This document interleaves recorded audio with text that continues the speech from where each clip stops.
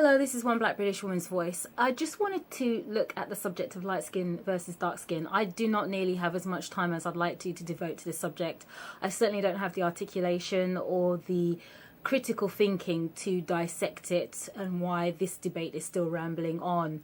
We all know the roots of it.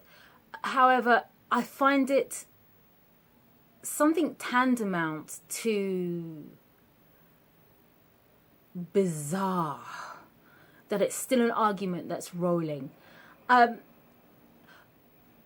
Many years ago, when I was a student and I was doing market research work, I got to sit next to an American man who told me about a focus group he and a group of other black people had been in. And one of the things that the focus group leader said to this man and this grouping of other people, and I don't know what the focus group was about, however, he said to them, I want you to divide yourself according to different races.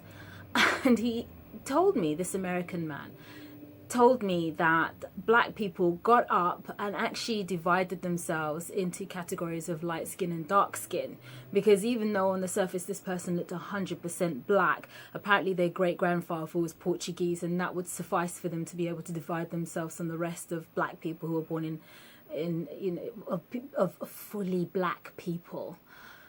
This defies belief. But I'm not even going to be critical, because the light skin, dark skin argument will be rolling on well after I die. We know the roots. I've already said that.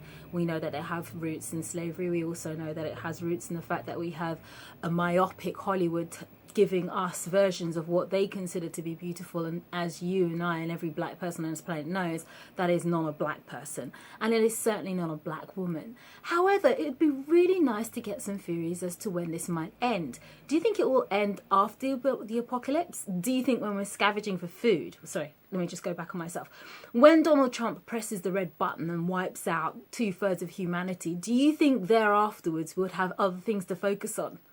I really hope so. I mean, it's a shame it's going to take a huge climactic catastrophe for us to adjust the way that we think.